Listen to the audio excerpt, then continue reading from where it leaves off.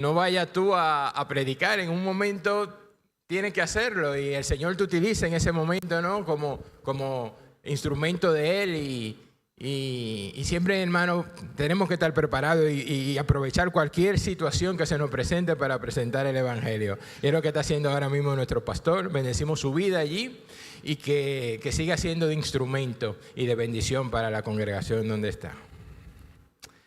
Hermano, mire, la última vez que estuvimos compartiendo la palabra, estuvimos predicando del libro de Romanos, no sé si se acuerdan. Estuvimos predicando con el título de ser intencional en el sentido de la predicación del Evangelio, en el sentido de presentar el Evangelio a toda la humanidad, de presentar lo que el mundo necesita. ¿Y qué era lo que el mundo necesita? El mundo necesita un Salvador, ¿no? Y ese Salvador se llama Jesucristo. Estuvimos hablando también de por qué hay personas que creen en la existencia de Dios y por qué hay personas que no creían en la existencia de Dios. Y aprendimos que, de hecho, la mayoría de las cosas que se dijo aquí ese día, ustedes ya las sabían. Quizá alguna cosa no y fuiste un poquito más consciente, pero yo no tuve que darles razón ni tuve que darle motivo para que ustedes creyeran en la existencia de Dios. Y todo eso es porque Dios en su amor y en su misericordia lo había apartado, se había revelado a su vida y había traído esa conciencia de pecado en la vida de cada uno de ustedes. Pero aprendimos que en el incrédulo no era así, que en el no creyente no era así, porque tenía su mente entenebrecida y necesitaba la luz del Evangelio para que sus ojos fueran abiertos. Bien, también aprendimos que no tenemos que discutir con las personas, que no tenemos que discutir con el incrédulo, porque ya sabemos que no era por falta de conocimiento ni por falta de evidencia, sino por falta de revelación. Entonces, y eso nada más viene de parte del Padre. El Padre es el que te atrae, es el que envía al Espíritu Santo para que te dé ese conocimiento de pecado que tú tienes y tú puedas entender quién eres tú y puedas entender quién es Él. Amén. Entonces, hoy, hermanos, quiero que sigamos con esa misma temática, esa misma sintonía. Y yo hoy le quiero predicar con el título de frecuente situación. Frecuente situación. En la Biblia vamos a encontrar una situación, nos narra una situación que es bastante frecuente en este tiempo actual donde nosotros estamos viviendo. Pero antes yo quiero que oremos. Juan oró por mí, pero yo quiero que también ustedes oren por ustedes, que le pidan al Espíritu Santo que alinee tu mente y tu corazón, que mantenga esa percepción espiritual activa, para que tú recibas aquella cosa que es de ministrar tu vida y aquella cosa que no. Aunque vamos, yo creo que si estás aquí, si el Eterno ha permitido que tú estés aquí, es porque algo Él te quiere decir. Siempre si tú te presentas, de verdad, si tú estás en toda disposición de que Dios te habla y que Dios ministre tu vida, Él lo va a hacer. Porque Él dice que el que viene a mí, yo no lo voy a echar fuera. Y Dios puede utilizar cualquier cosa, como dice el pastor Samuel, hasta un saludo, Él lo utiliza para ministrar tu vida. Así que pidámosle al Señor en este tiempo, hermano, que alinee tu mente y tu corazón. Amén. Padre, gracias por este tiempo. Gracias, Señor, por la oportunidad que nos da, Señor, de venir aquí a aprender de ti, a aprender de tu palabra, Señor. Yo te pido, Señor, por la vida de cada uno de mis hermanos, mi vida también, Señor, para que tú, Señor, alinees y quites, Señor, todo obstáculo, Señor, que pueda impedir que tu sobrenaturalidad se manifieste en este lugar, Señor. Empieza a obrar, Señor, en el corazón de cada una de las personas y en su mente, Señor. Quita toda distracción, Señor, para que esta palabra caiga en un terreno fértil, Padre, y pueda verdaderamente ministrar la vida de cada uno de mis hermanos, de aquellas personas que nos van a ver también a través de las redes, Señor, así como has ministrado, Señor, mi vida. Padre, gracias. Gracias por este tiempo. Yo solamente hoy soy un instrumento tuyo, Señor. Toda la gloria y toda la honra, Señor, es para ti, Padre. En el nombre de Jesús. Amén. Amén. Hermanos, las citas bíblicas que vamos a estar considerando la mañana de hoy está en el libro de los Hechos. Hechos 17. Estaremos leyendo a partir del verso 16. Si los hermanos de multimedia me ayudan allí, que bendigo la vida de cada uno de ellos, porque sé que es un trabajo un arduo labor allí. Yo que he pasado por allí sé cómo a veces se pone multimedia.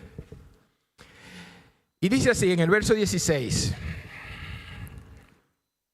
Mientras Pablo los esperaba en Atenas, su espíritu se enardecía, viendo la ciudad entregada a la idolatría.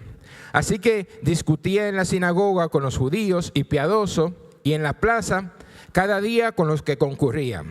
Y algunos filósofos de los epicúreos y de los estoicos disputaban con él, y unos decían: ¿qué querrá decir este palabrero?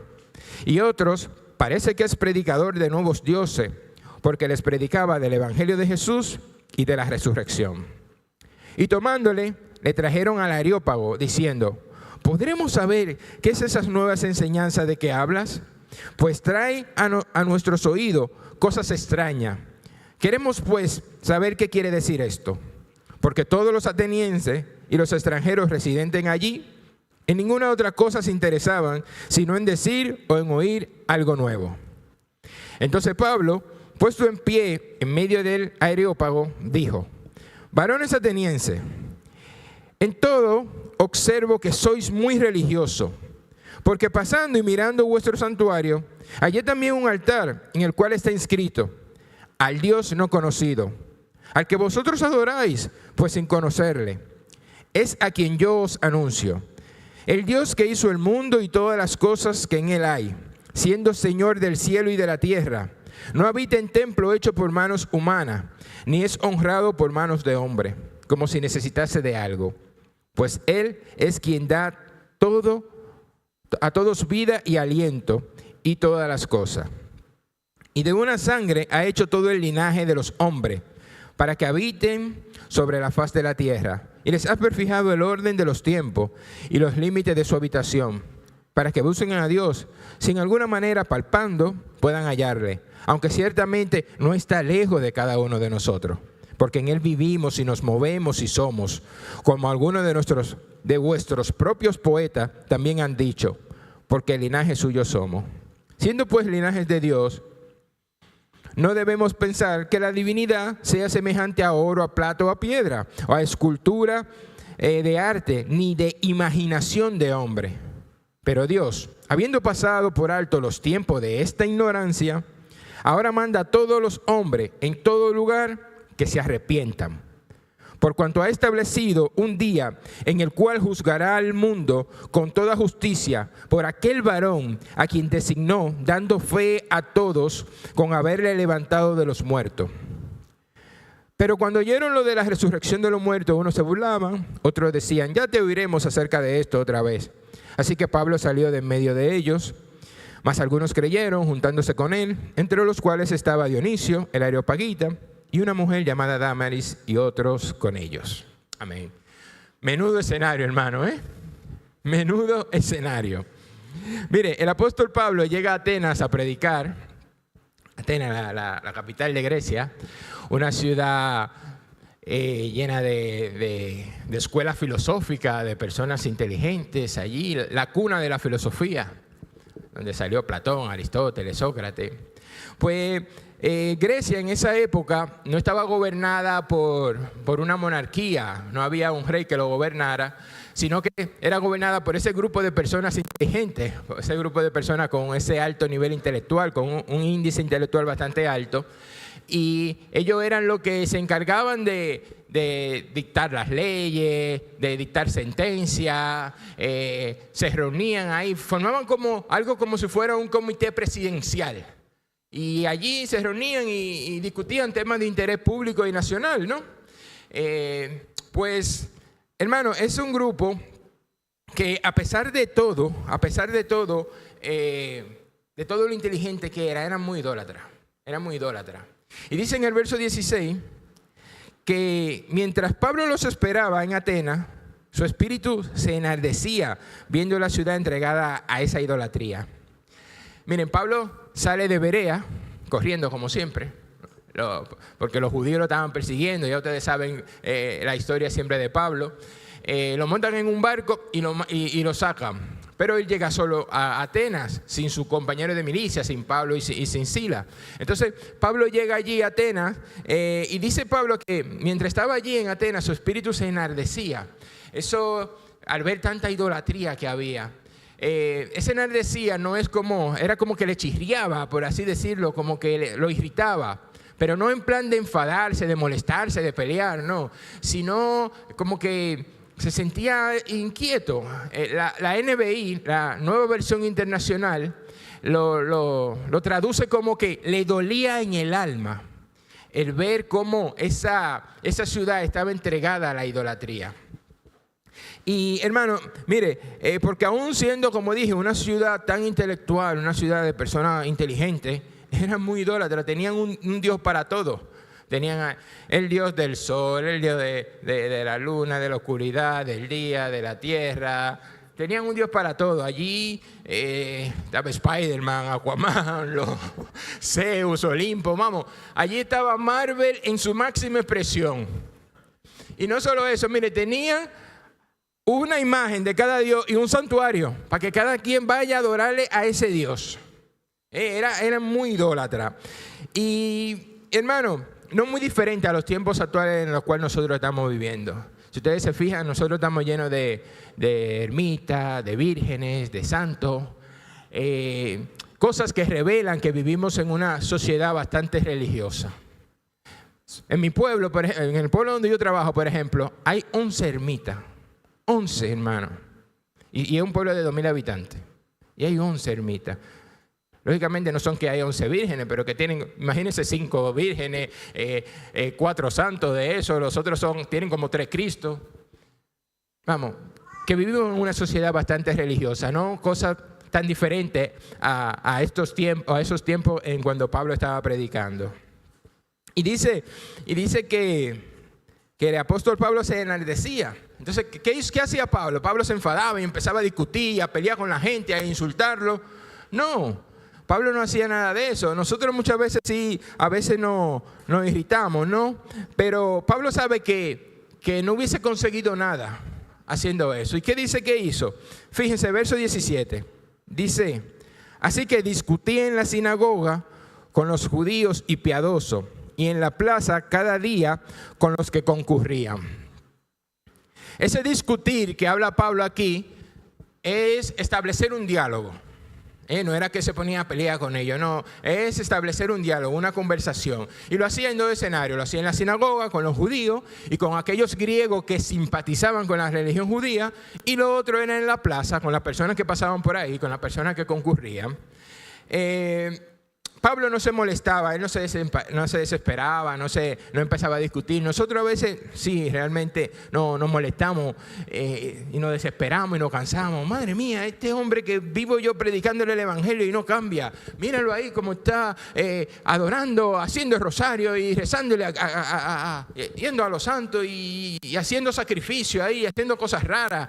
Tiene la casa llena de bambú para eliminar las energías negativas. Y mira que todavía tiene la matica de sábila ahí detrás de la puerta. Ustedes lo han visto, ¿no? O sea, muchas veces nosotros nos molestamos. Tanto que le predico yo el evangelio y míralo, sigue igual.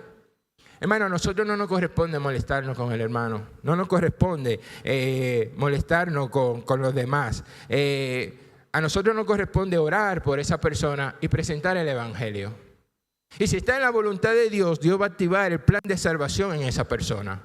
No nos corresponde discutir ni enfadarnos con ellos. Al contrario, lo que nos corresponde a nosotros es presentar el evangelio y hacerlo de una forma amorosa, presentarlo con amor.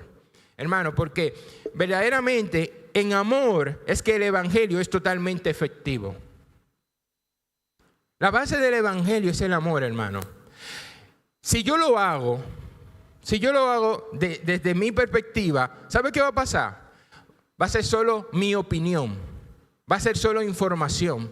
Pero cuando yo en ese momento que voy a ser intencional para presentar el Evangelio, oro inmediatamente y me presento al Señor para que envíe su Espíritu Santo, para que envíe el perfecto amor. Entonces, hermano, esa palabra sí va a entrar como una espada de doble filo y va a atravesar el alma y el espíritu y va a llegar hasta los tuétanos, hermano. Ahí esa palabra cobrará sentido, pero necesito que ese Evangelio, que esa palabra salga con amor. Porque imagínense ustedes, ¿cómo ustedes le predicarían el Evangelio a un gay, a un homosexual, a una lesbiana? ¿Cómo? Si no es a través del amor. Si esa persona está así, mira, esperando que tú digas algo para volarte encima. Entonces, la predicación del Evangelio es efectiva, hermano, cuando tú lo haces en amor. En amor. Y eso es lo primero que tenemos que nosotros hacer, ¿no?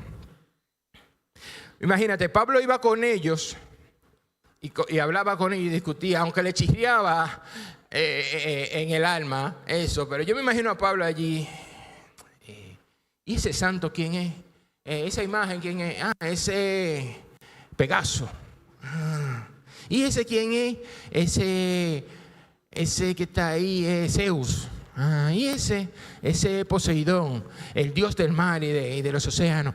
Mira, tú sabes lo que dice las escrituras en base a los mares y los océanos. Ustedes saben que, imagínate, esa gente que siempre le gustaba escuchar cosas nuevas. No, ¿y qué dice? ¿Qué dice? El Señor dice en el libro de Proverbios que Él puso el límite a los mares y a los océanos cuando dictó los cimientos de la tierra. Los cimientos de la tierra, le puso límites. Sí. Y esos colores de tu bandera, ¿qué significa? No, esos son los colores del arco iris. ¿Tú sabes lo que dice la Escritura en base al arco iris? Y empezás ahí a predicar. ¿Y qué es eso lo que tú estás haciendo, orando ahí y haciendo ese cántico al santo? Es que nosotros rezamos al santo y hacemos un cántico antes de salir a correr, antes de que suelten al toro para encomendarnos a él. ¿Y tú sabes lo que dice la Escritura en base a la oración y la adoración a los santos? Y empezar, hermano, y aprovechar ese momento y presentar el Evangelio. Que a partir de su verdad, traerlo a la verdad de la palabra de Dios. Pero en amor, hermano. En amor, y no tratándolo como si ellos fueran unos tontos. Simplemente explicando lo que dice las Escrituras. Amén. Y cuando nosotros lo hacemos así, fíjense lo que sucede. Verso 18. Y algunos de los filósofos de los epicúreos y de los estoicos disputaban con él, y unos decían, ¿qué querrá decir este palabrero? Y otros, parece que es predicador de nuevos dioses, porque les predicaba del Evangelio y de Jesús y de la resurrección. ¿Sabe qué pasa, hermanos? Empezaron a interesarse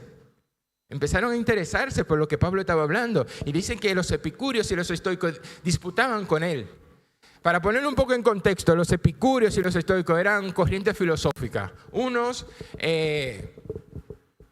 creo que así, que los epicúreos se encargaban como, o sea, su línea de pensamiento era como darle placer al cuerpo y todo lo que era trauma para ti, por ejemplo, estrés, angustia, dolor, eso es recházalo, hermano, recházalo y vive tu vida y dale placer al cuerpo y goza porque los dioses están allá arriba y nosotros estamos aquí, entonces vamos a gozar nosotros. Pero hazlo de una manera moderada, porque ellos decían que un desequilibrio, algo como que tú lo alteres, puede crear un desequilibrio a nivel espiritual. Mientras que los estoicos decían todo lo contrario. No, espérense. Vamos a frenar ese placer carnal. Y todo eso que viene duro, pruebas para ti, recíbelo, porque eso te va a fortalecer tu espíritu, eso te va a fortalecer el alma. Y eso sí hace un equilibrio espiritual y eso te lleva a la felicidad. Y estos eran panteístas. Estos sí pensaban que los dioses estaban dentro de su santuario, de su templo. Hermano, algo no muy diferente a los tiempos que vivimos. Ahora goza tu vida, disfruta, eso es lo que tú te llevas cuando te mueres, no te preocupes, tú aguantas de todo, que tú eres muy fuerte, que tú eres el torontontón, que tú eres poderoso, que tú estás empoderado, todo basado en nosotros mismos. ¿Y Dios para cuándo? ¿Y Dios? ¿Dónde entra Dios en esa ecuación? ¿Vale? Entonces, no algo muy diferente a los tiempos actuales donde nosotros vivimos. Vive la vida, disfrútala, no le haga daño a nadie. Atenas era una ciudad muy inteligente, de personas súper inteligentes, hermano, pero no conocían a Dios.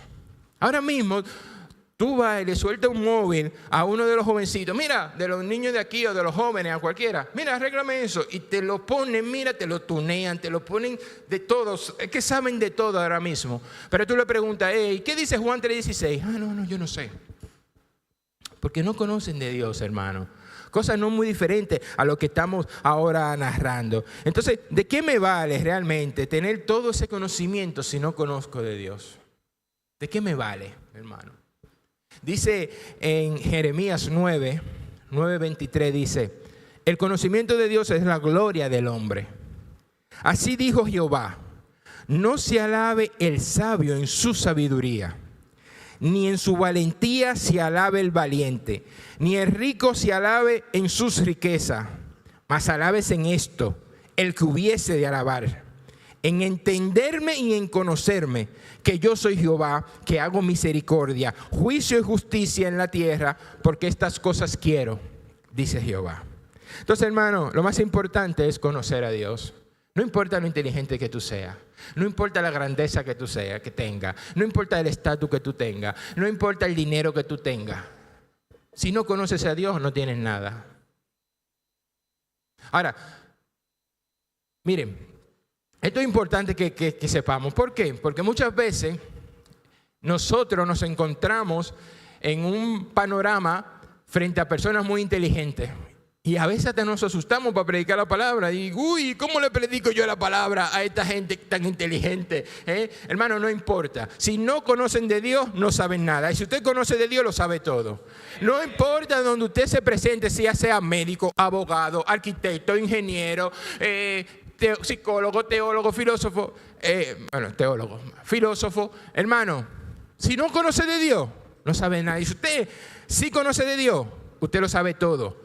No es que usted se va a poner a discutir y que no, porque el ligamento es rotuliano y que usted no es médico. Usted lo que sabe de Dios, usted lo que puede decir es, ¿tú sabes lo que dice la Biblia de los huesos secos? Que Él le dio vida. Y empecé ahí, hermano, a hablarle y ellos se van a quedar callados porque no conocen de Dios. Y tú sí eres el que conoce de Dios. Tú sí eres el que conoce de Dios. Entonces, hermano, no nos asustemos, predique el evangelio, aproveche esa situación y predíquelo y presente a Cristo. Y este era el ambiente, hermano, donde Pablo estaba predicando. Ambiente lleno de personas inteligentes, personas ilustres, un alto índice intelectual, muy idólatra, dioses por todos los lados. Y ellos decían, ven acá, Pablo, cuéntanos, queremos escucharte, me voy a interesar en ti. Cuéntanos de esos dos dioses que tú estás hablando. Notado, es Tesanastaseis, de donde viene la palabra Anastasi. Entonces yo pensaba que esa era una diosa. Y por eso yo decía, predican al Dios Jesús y al Dios Anastasi, que es el Dios de la resurrección. Por eso yo decía que le estaba hablando de dos dioses. Bien, verso 19 dice, y tomándole, le trajeron al Areópago diciendo, ¿podremos saber qué es esta nueva enseñanza de que hablas? Pues traes a nuestros oídos cosas extrañas. Queremos pues saber qué quiere decir esto. Porque todos los atenienses y los extranjeros residentes allí en ninguna cosa se interesaban, sino en decir y oír algo nuevo. Si te das cuenta, tampoco diferente a los tiempos de ahora. Ahora mismo estamos en la tecnología de las redes sociales. Tú abres las redes sociales, déjame ver qué alimentación ahora es bueno, porque eso es lo que está de moda ahora. ¿Qué dieta? ¿Qué alimento me hace daño? ¿Qué no? ¿Qué suplemento alimenticio? Hay un suplemento que me rejuvenece, que enlentece el envejecimiento mitocondrial. ¿Cuál es ese? Nosotros como cristianos muchas veces abrimos YouTube a ver qué predicador hay nuevo con una revelación nueva o con algún milagro nuevo. Hermano, no cosas muy diferentes a ese tiempo que Pablo estaba predicando. Entonces, hoy en día nosotros queremos tener muchos conocimientos, pero no nos interesa ni nos motiva a conocer a Dios. Ellos tenían mucho conocimiento, muchas cosas, pero no les interesaba conocer a Dios. Ahora, hermano, ¿qué nos motiva a nosotros realmente? ¿Por qué yo estoy aquí en la iglesia? ¿Qué me motiva? ¿Venir a la iglesia, que me vean ustedes aquí? ¿O lo que realmente me motiva es conocer a Dios? ¿A qué yo voy a los cultos? ¿A qué yo voy a los grupos pequeños? ¿A tener conocimiento para sentirme importante? ¿O realmente lo que yo quiero es conocer a Dios? ¿Qué me motiva? ¿Qué nos motiva ahora mismo?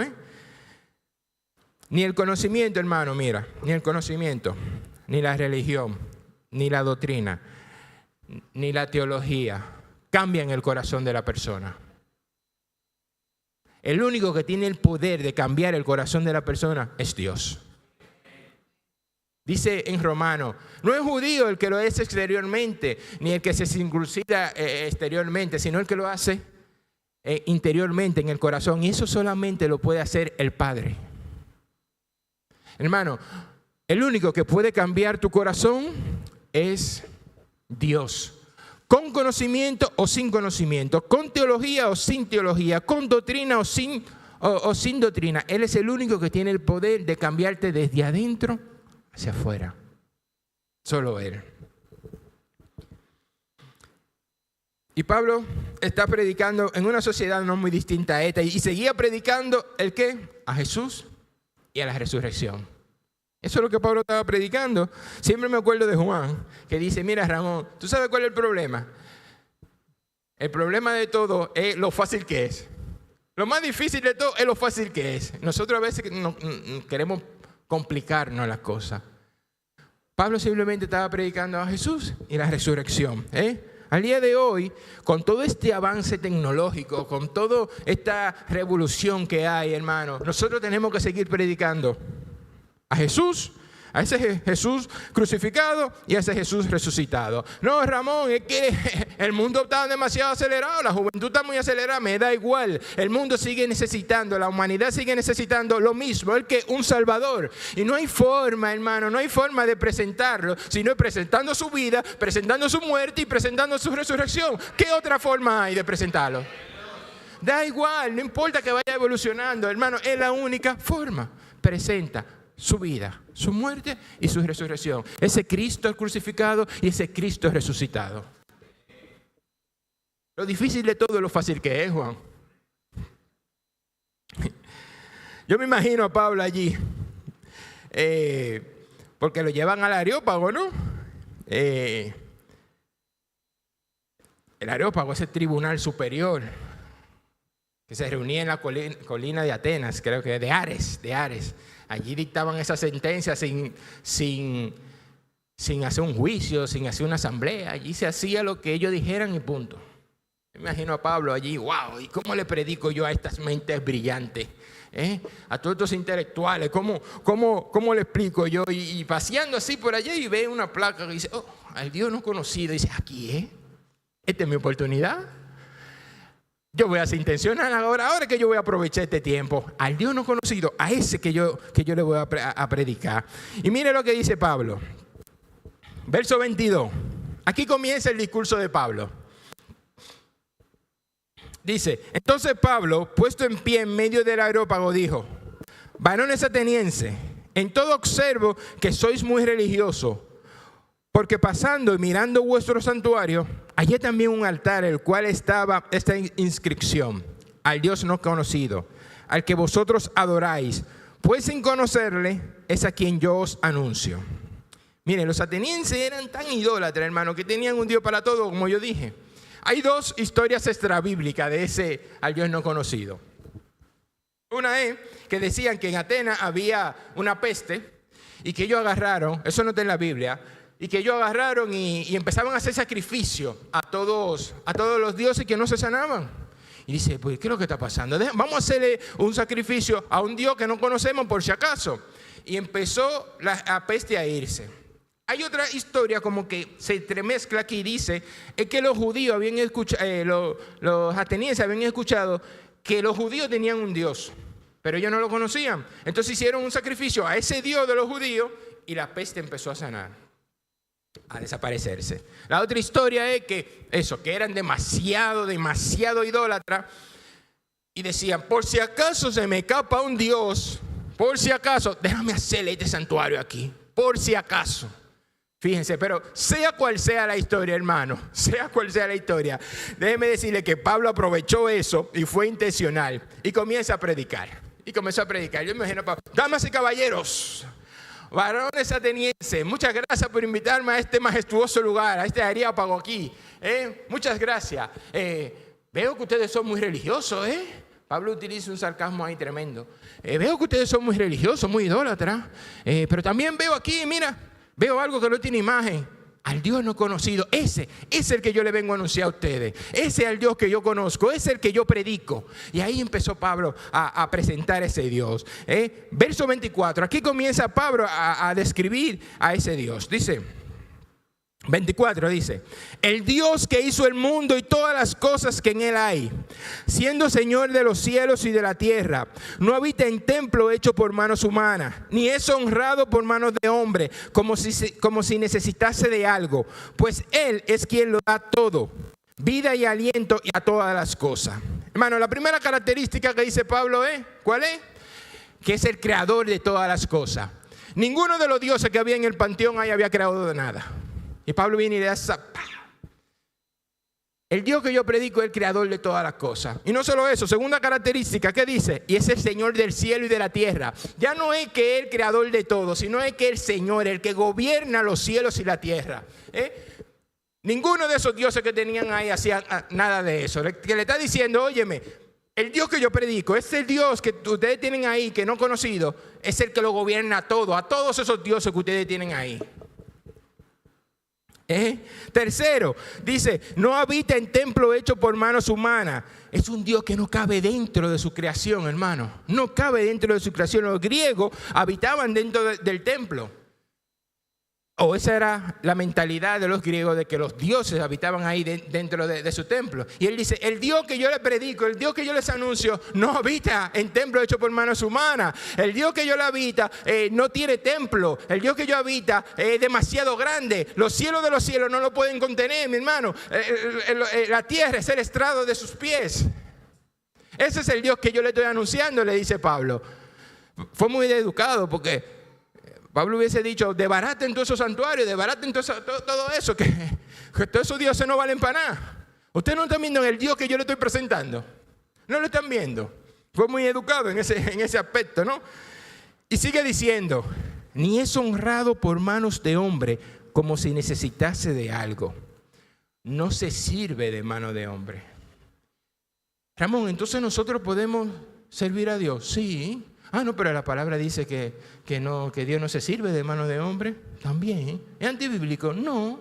Lo que pasa es que Dios nos da la oportunidad, nos otorga la oportunidad y nos da ese privilegio de servirle en su labor. El mismo Pablo dice que nosotros somos colaboradores de Dios. ¿Necesita Dios, hermano, de nuestra adoración?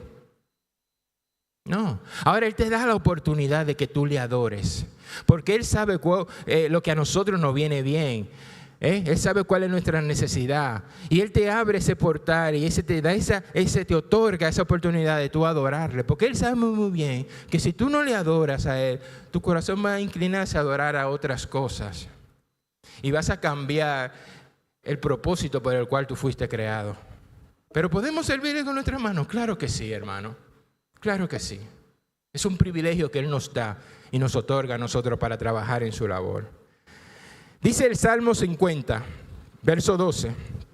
Si yo tuviese hambre, no te lo diría a ti, ¿no? Porque mío es el mundo y su plenitud. ¿He de comer yo carne de toro o de beber sangre de machos cabríos? Hermano, mire, Pablo está presentando a un Dios totalmente diferente a la creencia que tenían los griegos. Un Dios totalmente diferente a todos esos dioses griegos. Ahora bien, probablemente también Pablo aquí nos esté presentando a un Dios totalmente diferente al que nosotros tenemos en nuestra mente. Piense. Miren, todos cuando éramos niños nos hemos hecho una imagen de Dios. No me digan que no. Todos.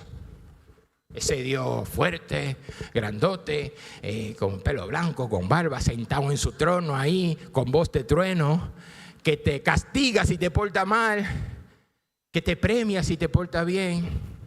Todos nosotros hemos creado esa imagen desde niños. La única diferencia es que a medida que hemos creciendo, no se crean que hemos borrado esa imagen. No, lo que hemos ido agregándole cosas a esa imagen. Miren, Hermano, yo quiero que escuchen esto con la suficiente madurez con que se caracteriza esta iglesia, esta congregación. Probablemente, algunos de nosotros, de los que estamos aquí, hemos tenido algún inconveniente o algún encontronazo con algún hermano. Probablemente hemos tenido algunas diferencias con algún hermano de los que estamos aquí, con algún amigo, con algún familiar, con algún ser querido, a causa del Dios que nosotros hemos creado en nuestra mente, a causa de las propias conclusiones que nosotros hemos sacado de Dios, de esa imagen creada. Y realmente, o tal vez no sea el Dios que tú pretendes adorar y el Dios que tú pretendes honrar. Probablemente tú quieras honrar a un Dios, tú quieras adorar a Dios, pero probablemente ese no sea el Dios que tú te has creado en tu imagen. ¿Por qué? Porque probablemente ese Dios que tú has llegado a la conclusión en tu mente sea un Dios que lo creaste por tu condicionante. ¿Esto qué es? Por donde vivimos, por nuestra cultura, por lo que nos han enseñado a nosotros desde niños, por el entorno en el que nosotros hemos crecido, por lo que nos enseñaron nuestros padres. Por ideas como esa, ideas creadas por nuestras propias conclusiones, ideas creadas por nosotros. Hoy en día hay radicales en el mundo que se revientan con otros porque creen, hermano, que si tú no piensas igual que él, el Dios de ellos quiere que tú lo elimines. Hoy en día esos radicales se explotan contigo y piensan que Dios lo va a premiar con 17,000 vírgenes y 400,000 doncellas allá en el cielo cuando resuciten. Hoy en día, hermano, esos radicales tienen muchas personas enemigas, muchas naciones enemigas. Pero eso nada más no ocurre en el Medio Oriente. Eso también ocurre aquí, hermano. Nosotros a veces criticamos a los católicos porque adoran a la Virgen, porque hacen el rosario, adoran santos, pero eso fue lo que le enseñaron en el catecismo. Eso fue lo que le enseñaron los sacerdotes. Nosotros como cristianos muchas veces queremos venir a repetir o a creer solamente lo que dicen los pastores. Y no vamos a la fuente a saber. Mire, muchas veces ni siquiera van a saber si lo que yo le estoy diciendo hoy aquí es verdad, porque no van a la fuente, hermano, a investigar a ver si es verdad. Yo no estoy diciendo que no le crean al pastor, yo lo que estoy diciendo es que investiguen, que lean la Biblia. Lo debería, hermano. ¿Tú sabes qué hacían? De donde Pablo salió para venir aquí a Atenas, estudiaban a ver si lo que le estaban diciendo era verdad. Pero nosotros somos demasiado cómodos. Lo que me está diciendo el líder, eso es. Y no somos capaces de venir a hacer así, mira, verso 17, no. Somos demasiado cómodos, hermano.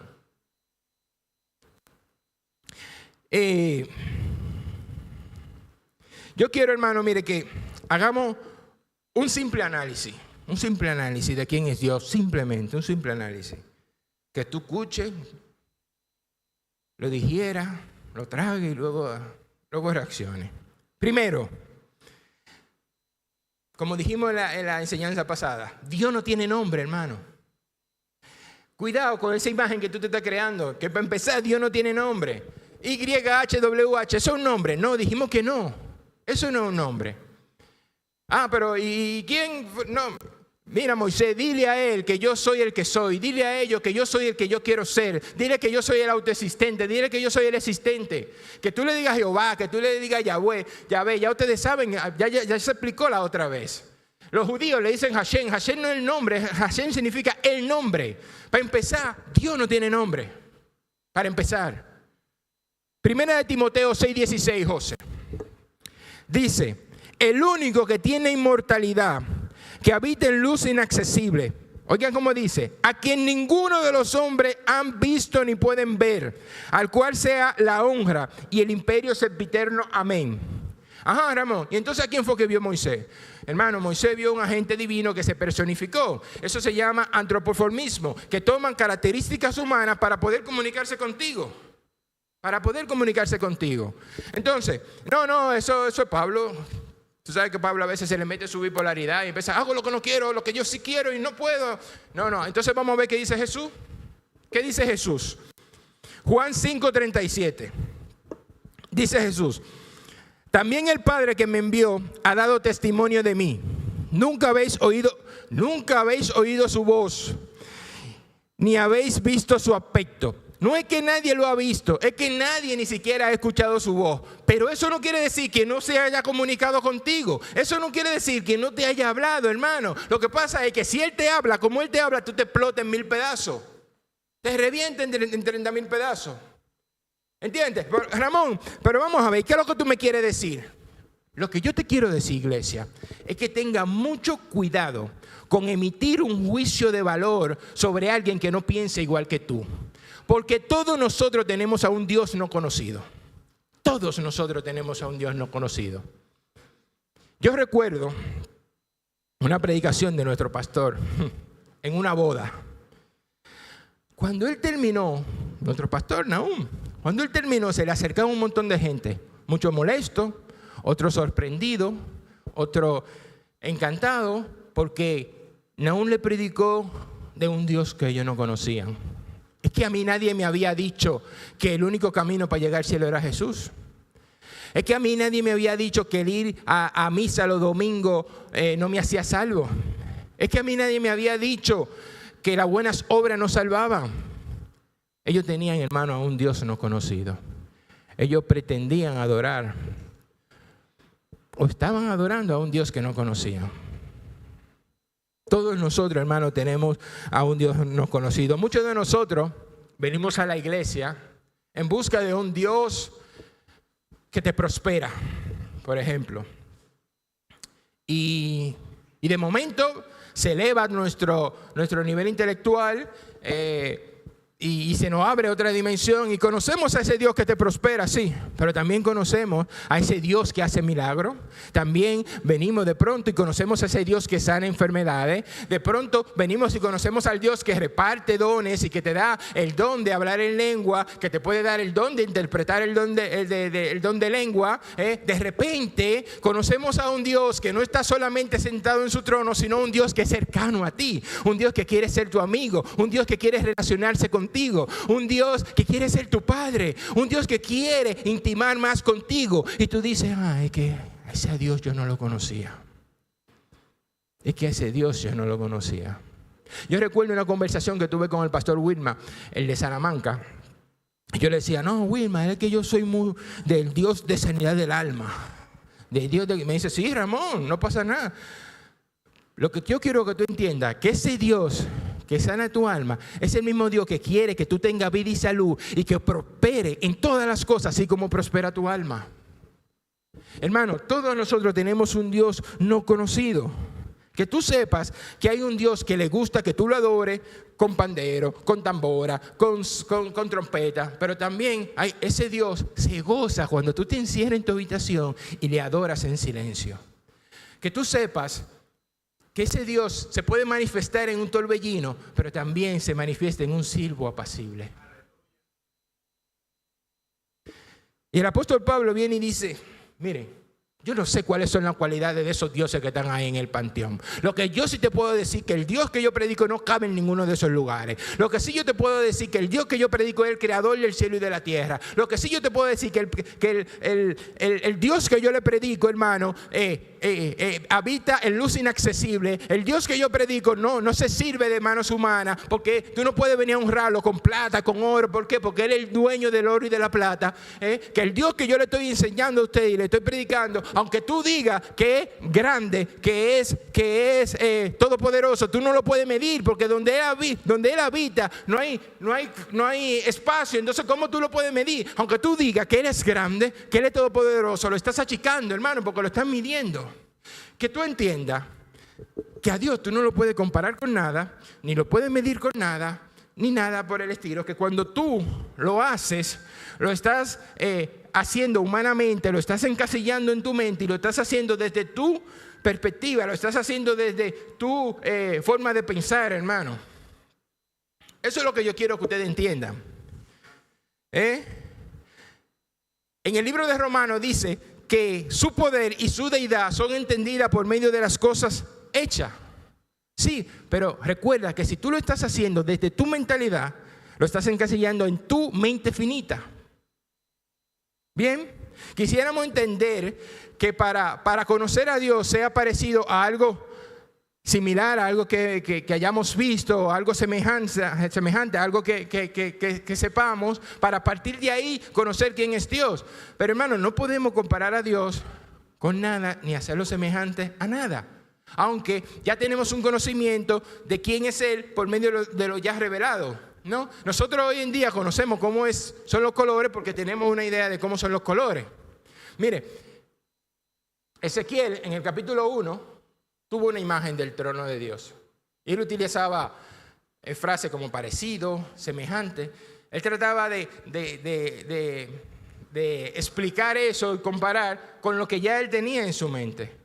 Es que yo vi un trono parecido como de zafiro. Y sobre el trono había una imagen como semejanza a la del trono de Dios, a la de un hombre, a la de un humano. Y sigue así explicando los seres vivientes. Hermano, ¿ustedes creen que esa era la imagen que Ezequiel se hubiese imaginado de Dios? No. Dice en el libro de Job 11, verso 7, dice: ¿descubrirás tú los secretos de Dios? ¿Llegarás tú a la perfección del Todopoderoso? Es más alta que los cielos. ¿Qué harás? Es más profunda que el Seol. ¿Cómo la conocerás? Su dimensión es más extensa que la tierra y más ancha que el mar. Hermano, le digo todo eso para que entendamos que no hay forma de cómo explicar a Dios en su totalidad. No lo hay, hermano. No lo hay. Entonces, Ramón, ¿cómo podríamos conocer a Dios? Si no podemos entonces compararlo con nada ni hacerlo semejante a algo. ¿Cómo ustedes creen que podemos? Lucas 10. José, Lucas 10, ponme ahí. Verso 21. Mire cómo dice: en aquella misma hora Jesús se regocijó en el Espíritu y dijo: yo te alabo, oh Padre, Señor del cielo y de la tierra, porque escondiste estas cosas de los sabios y entendidos y las has revelado a los niños. Sí, Padre, porque así te agradó. Miren el 22. Todas las cosas me fueron entregadas por mi Padre, y nadie conoce quién es el Hijo sino el Padre, ni quién es el Padre sino el Hijo. Y aquel a quien el Hijo lo quiera revelar, hermano. A quien el Hijo quiera revelárselo. Entonces, ¿qué quiere decir esto? Que en vez de preguntarnos ¿cómo es Dios? Preguntémonos qué Dios ha revelado de sí mismo que quiere que nosotros sepamos de Él. Al replantearnos nosotros esa pregunta, entonces ahí sí se despliega un montón de cualidades de quién es Dios, de cómo puede ser Dios. ¿Me doy a entender? Hay un montón de cualidades, pero yo le traigo 3 nada más. Y son 3 que el Señor quiere que nosotros la grabemos en nuestra mente y en nuestro corazón, que está puesto desde el Génesis hasta el Apocalipsis. La primera es que tú sepas que Dios es un Dios de misericordia y gracia. Misericordia es tú no haber recibido lo que te tocaba haber recibido, y gracia es que haberte tocado algo que tú no merecías haber tocado. Dice el Salmo 103. Misericordioso y clemente es Jehová, lento para la ira y grande en misericordia. No contenderá para siempre, ni para siempre guardará el enojo.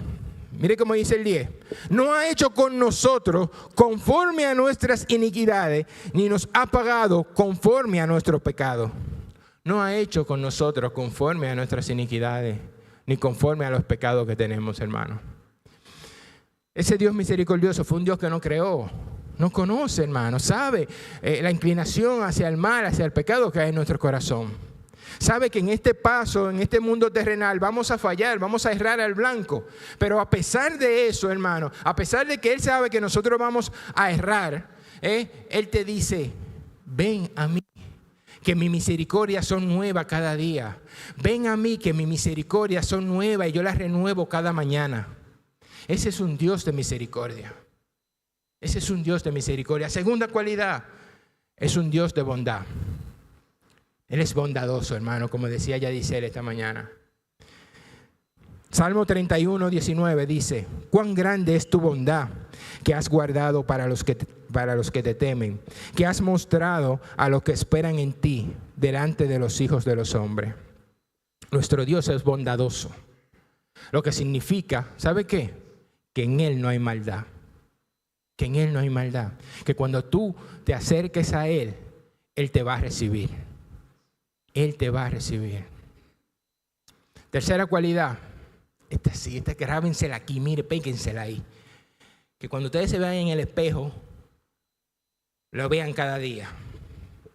Y es que Dios es un Dios de amor. Dios es un Dios de amor. De tal manera amó Dios al mundo que envió a su único Hijo para que todo aquel que en Él crea no se pierda, mas tenga vida eterna. Porque no envió Dios a su Hijo al mundo para condenar el mundo, sino para que el mundo sea salvo por Él. De tal manera me amó Dios a mí que mandó a su Hijo a morir por mí. De tal manera, Juan, te amó Dios a ti que mandó a su Hijo a tomar tu lugar. Iglesia, pongan su nombre ahí. De tal manera amó Dios al mundo. De tal manera te amó a ti, Yadisera, Alberto, Fernando, Manuel. De tal manera los amó Dios a ustedes, hermanos, que envió a su Hijo a morir por ti. Dios quiere que el amor de Dios es un amor sacrificial. Él quiere que tú sepas que Él es capaz de hacer lo que sea por ti, porque te ama. Porque te ama. Eso, hermano, nunca se nos olvide.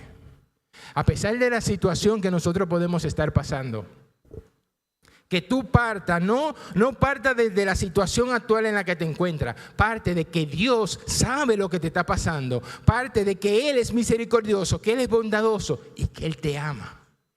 Y cuando tú partes desde esa situación, no de tu condición actual, hermano, todo lo que venga, hermano, está sustentado en esas palabras, está sustentado en Dios, no en tu situación actual. Grábate eso en la cabeza, hermano.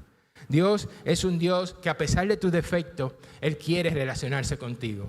Él quiere tener una relación personal contigo. Él quiere que como padre que tuyo que eres, Él quiere relacionarse contigo porque tú eres su hijo. El Espíritu mismo da testimonio a nuestro espíritu de que somos esos hijos de Dios.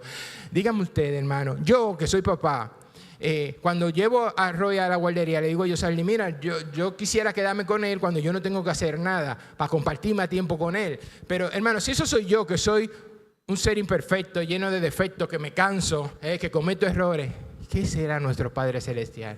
Que quiere pasar tiempo con sus hijos, que es la máxima expresión de amor, la máxima expresión de perdón, la máxima expresión de ternura. ¿Qué será, hermano? Él quiere mantener una relación vertical contigo porque la horizontal ya Él la hizo enviando a su Hijo. Hermano, Él quiere que no solamente tú lo busques y te relaciones con Él cuando venga aquí a la iglesia, cuando te toca subir aquí a predicar o cuando te toque compartir en algún devocional. Él quiere pasar tiempo contigo. Tu Padre quiere pasar tiempo contigo.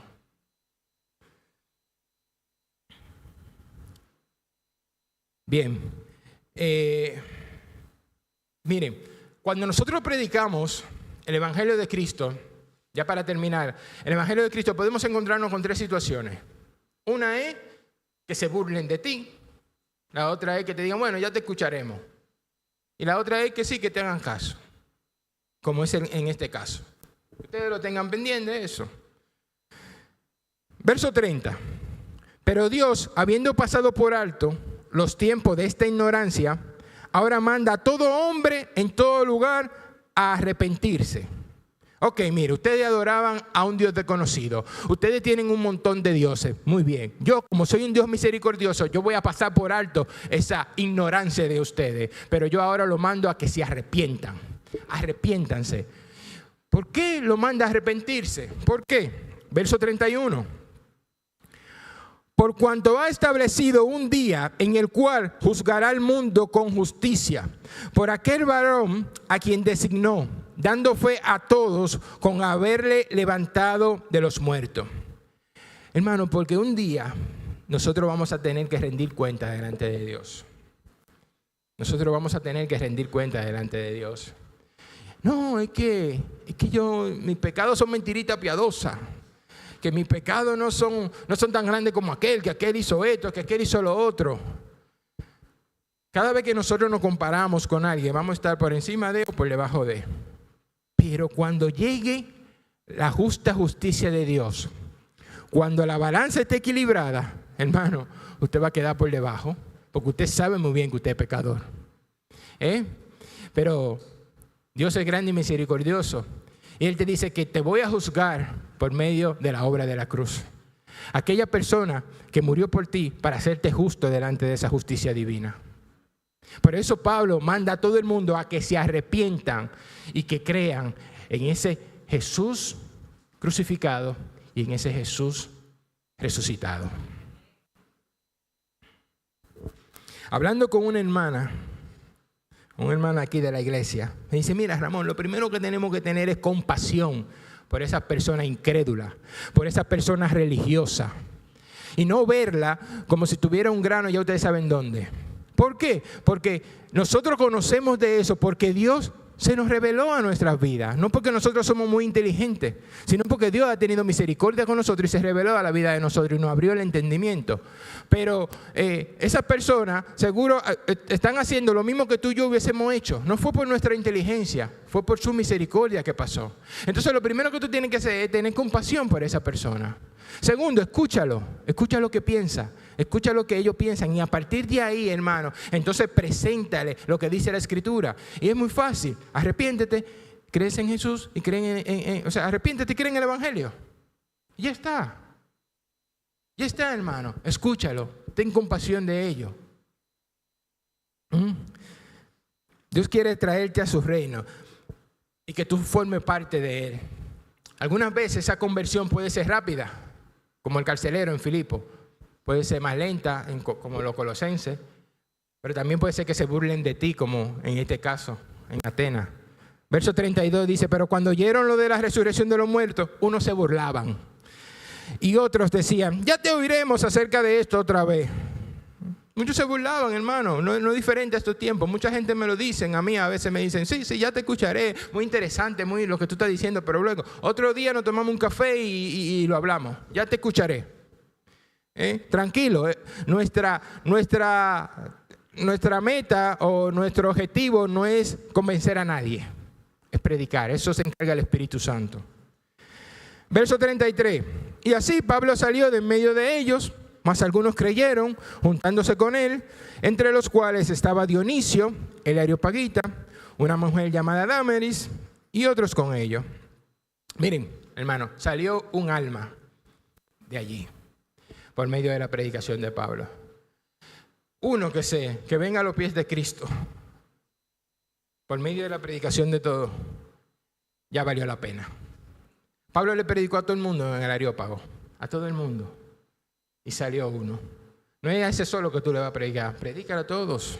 Tú no sabes quién es que Dios va a llamar hacia su reino. Así que esté muy atento, hermano, porque tú no sabes si hay un Dionisio por ahí, si hay una Dámaris por ahí, que está esperando que tú le presentes el Evangelio. Amén. Yo quiero invitar a los hermanos del Ministerio de Adoración, si me pueden cantar lo que cantamos la otra vez, al Dios soberano. Él es el Dios soberano. ¿Sí? Al Dios que adoramos, sí. Yo no canto bonito, pero Él me ama. Él me ama. Porque esa es otra, hermano. ¿Qué ustedes creen? Que Dios nos recibe porque nosotros cantamos bonito. Por ejemplo, Juan Darío muchas veces dice, esta iglesia canta precioso. Es verdad, esta iglesia canta precioso.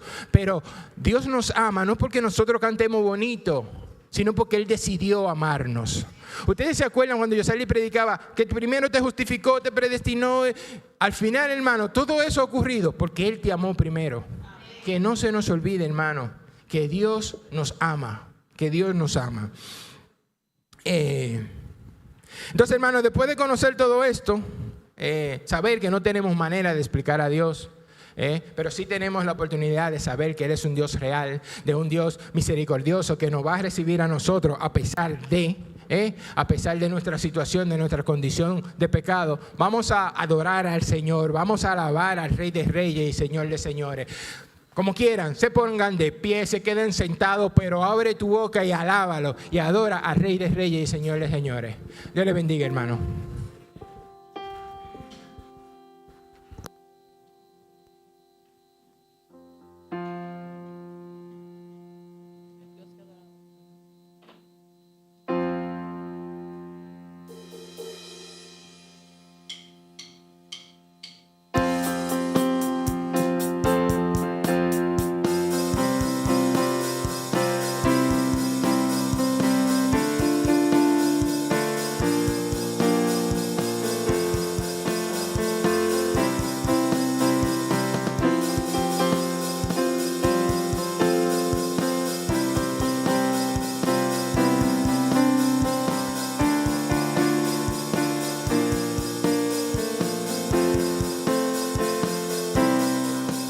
El Dios que hizo los cielos y la tierra con el poder de su palabra y reina con autoridad.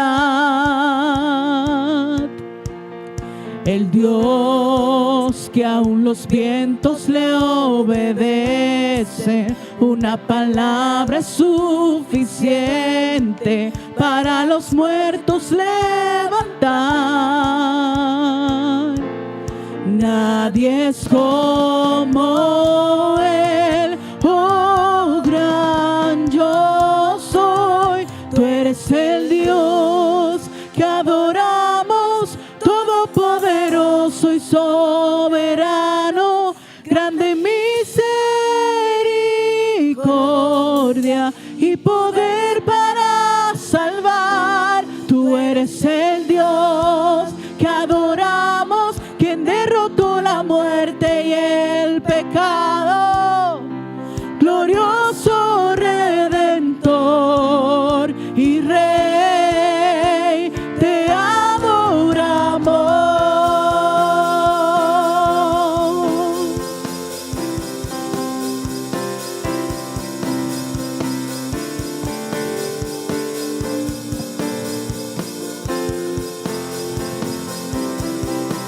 El Dios que descendió desde su trono para llevar sobre sus hombros nuestra culpa y transgresión. Jesús, exaltado sobre todo nombre, sobre todo nombre, solo en Él hay salvación. Nadie es como Él, oh gran yo soy. Tú eres el Dios que adoramos, todopoderoso y soberano, grande misericordia y poder para salvar. Tú eres el Dios que adoramos, quien derrotó la muerte y el pecado. Glorioso Redentor y Rey, te adoramos a ti. Gloria a Dios. A Él sea la gloria, a Él sea la gloria y el poder, todo es de Él y para Él. A Él sea la gloria y el poder, todo es de Él y para Él. Tú eres el Dios que adoramos,